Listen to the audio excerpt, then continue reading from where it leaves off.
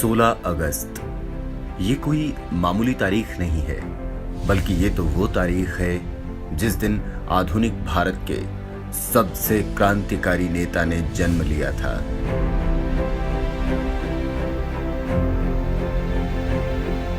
आज से 55 साल पहले जन्माष्टमी के दिन इस महान देश की धरती पर वो शख्स पैदा हुआ जो आगे चलकर इस महान देश की तकदीर बदलने वाला था।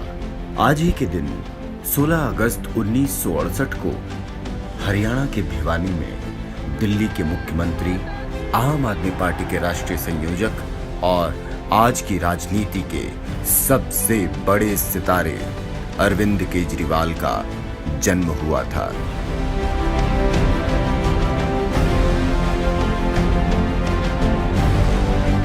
कहते हैं पूत के पांव पालने में ही दिख जाते हैं।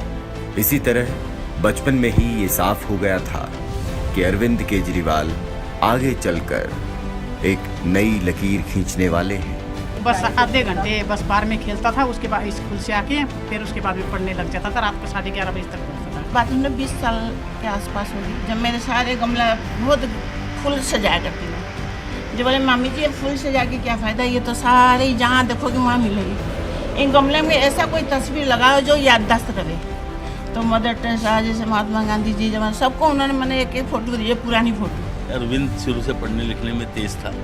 स्कूल में जाता था तो अच्छा पढ़ के आता था, तेज पढ़ने में आता था। आप यकीन नहीं कर सकते, मैं कहीं भी जाती हूँ घूमने, कहीं ट्रेन में, कहीं एरोप्लेन में, कोई मिलता है अरविंद की बात होती है तो मैं अरविंद मेरा स्टूडेंट है।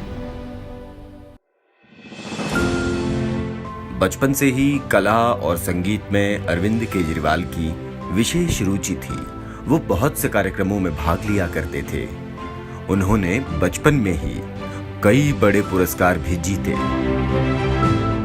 किताबों के पास रहने वाले नन्हे अरविंद का बचपन सोनीपत, गाजियाबाद और हिसार जैसे छोटे शहरों में गुजरा। इसके बाद अरविंद ने देश के सबसे बड़े कॉलेज IIT में दाखिला हासिल किया। पूरे देश में केजरीवाल की रैंक 563 थी, जो अपने आप में अरविंद केजरीवाल की बौद्धिक क्षमता को दर्शाता है। IIT खड़गपुर से ग्रेजुएशन पूरी करने के बाद अरविंद केजरीवाल देश के हर मिडिल क्लास बच्चे की तरह नौकरी में लग गए। उन्हें 1989 में टाटा स्टील में नौकरी मिली, मगर केजरीवाल का मन कहां नौकरी में लगने वाला था। उनके मन में तो देश के आम आदमी की सेवा करने का भाव भरा हुआ था। तो वो कैसे एक नौकरी के लिए अपने इस मकसद को छोड़ सकते थे। अपने दिल में यही सेवा भाव लिए अरविंद केजरीवाल 1992 में मदर टेरेसा से मिले। वहां उन्होंने मदर टेरेसा से कालीघट आश्रम में एक छोटे से कार्यकर्ता के रूप में पीड़ितों की दिन रात सेवा की। अरविंद केजरीवाल का मकसद सिर्फ और सिर्फ लोगों की मदद करना था। इसके साथ साथ अरविंद केजरीवाल सिविल सर्विसेज की तैयारी भी कर रहे थे। अब इसे अरविंद केजरीवाल की मेहनत का परिणाम ही कहेंगे कि उन्होंने देश की सबसे कठिन परीक्षा को एक ही बार में पास कर लिया। इसके बाद अरविंद केजरीवाल को मसूरी भेजा गया, जहां उनकी मुलाकात उनकी जीवन संगिनी सुनीता केजरीवाल जी से हुई। सुनीता केजरीवाल खुद भी एक IRS ऑफिसर थी। 1994 में अरविंद और सुनीता ने अपना सारा जीवन एक साथ बिताने का निर्णय लिया। 1995 में अरविंद केजरीवाल IRS के असिस्टेंट कमिश्नर के पद पर बैठे। उनकी पोस्टिंग दिल्ली हुई और यहीं से शुरू हुआ अरविंद केजरीवाल और दिल्ली का अटूट प्रेम। अरविंद केजरीवाल ने दिल्ली का कोना कोना जाना। उन्होंने सरकारी विभाग के सिस्टम को ऊपर से नीचे तक, अंदर से बाहर तक पूरा समझ लिया।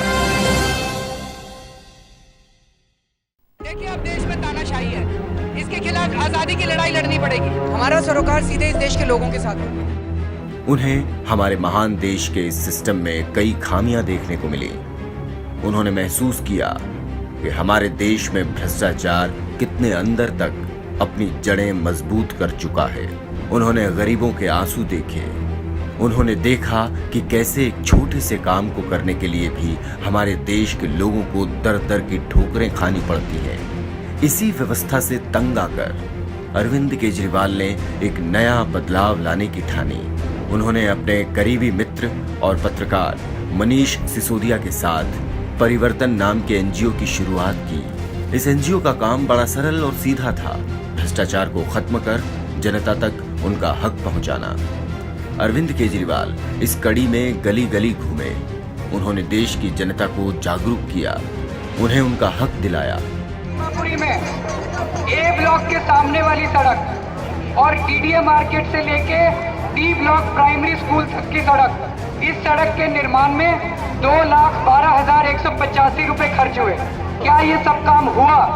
फरवरी के बाद इन्होंने सड़क बहुत खास छोड़ के चले गए। 2003 में अरविंद केजरीवाल ने आरटीआई यानी सूचना के अधिकार कानून के लिए लड़ाई लड़नी शुरू की। उन्हें मालूम था कि हमारे देश में खूब भ्रष्टाचार होता है और अगर सरकारी फाइलें जनता के हाथ लग गई तो लाखों करोड़ों का भ्रष्टाचार जनता के सामने लाया जा सकता है। 2 वर्षों के अथक संघर्ष के बाद 2005 में सूचना का अधिकार संसद से पास हुआ और हमारे देश के लोकतंत्र को और अधिक मजबूती मिली। 2006 में अरविंद केजरीवाल ने अपनी आईआरएस की नौकरी छोड़कर पूरा समय जनता को समर्पित करने का निश्चय किया।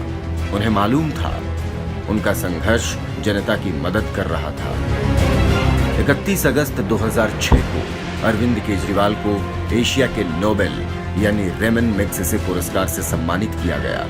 ये पुरस्कार उन्हें आरटीआई के लिए उनके संघर्ष को देखकर दिया गया। Right to information has emerged as an extremely powerful tool in the hands of most ordinary people to fight injustice and corruption. It has given voice to the voiceless.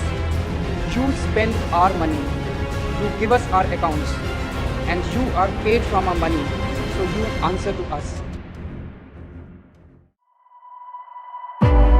Arvind ने इस अवार्ड का सारा पैसा भी जनता की सेवा में लगा दिया। इसके बाद 2011 में कॉमनवेल्थ गेम्स में बहुत बड़ा करप्शन सामने आया। दिल्ली की पूर्व मुख्यमंत्री शीला दीक्षित की मुश्किलें बढ़ने वाली हैं। दिल्ली की एंटी करप्शन ब्यूरो यानी एसीबी ने कॉमनवेल्थ गेम्स घोटाले में शीला दीक्षित और एमसीडी के खिलाफ एफआईआर दर्ज कराने का फैसला किया है। इस करप्शन ने अरविंद को झकझोर कर रख दिया। उन्हें लगा हमारे देश का सिस्टम ऊपर से नीचे तक पूरा भ्रष्टाचार से ग्रसित है और महज एक आरटीआई से इसका समाधान नहीं निकलने वाला। तो उन्होंने भ्रष्टाचार के खिलाफ गूंजने वाली देश की सभी बड़ी आवाजों को एक मंच पर लाकर इंडिया अगेंस्ट करप्शन की शुरुआत की। यह आजाद भारत का सबसे बड़ा आंदोलन था। We are being looted, we are being robbed. We dared to raise our voice against corruption. वो दिन है और आज का दिन है। राजनीति की गंदगी साफ करने अरविंद केजरीवाल खुद राजनीति में आए। दिल्ली और पंजाब में सरकार बनाई और ऐसा काम करके दिखाया जिसका डंका विश्व के कोने कोने में बज रहा है। 75 सालों में जिन स्कूल अस्पतालों पर किसी ने ध्यान नहीं दिया, अरविंद केजरीवाल ने उन्हें वर्ल्ड क्लास बना दिया। दिल्ली पंजाब के आम आदमी का जीवन बेहतर करने में अरविंद केजरीवाल ने कोई कसर नहीं छोड़ी। उन्होंने हर वो काम किया जिससे जनता का भला हो सकता था। आज उन्हीं अरविंद केजरीवाल का जन्मदिन है। हम हमारे राष्ट्रीय संयोजक अरविंद केजरीवाल जी को जन्मदिन की हार्दिक बधाई देते हैं और हमें पूरा विश्वास है कि दिल्ली पंजाब के बाद अब पूरा देश अरविंद केजरीवाल के साथ चलने को तैयार है।